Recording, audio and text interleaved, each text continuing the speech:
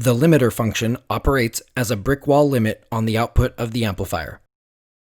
The limiter can be set to reduce the maximum output power by 3, 6, or 9 decibels. The maximum output level of a DSP-8130 amplifier channel is 130 watts at 8 ohms.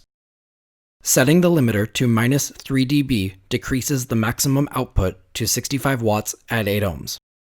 Setting the limiter to -6 dB decreases the maximum output to 32.5 watts at 8 ohms.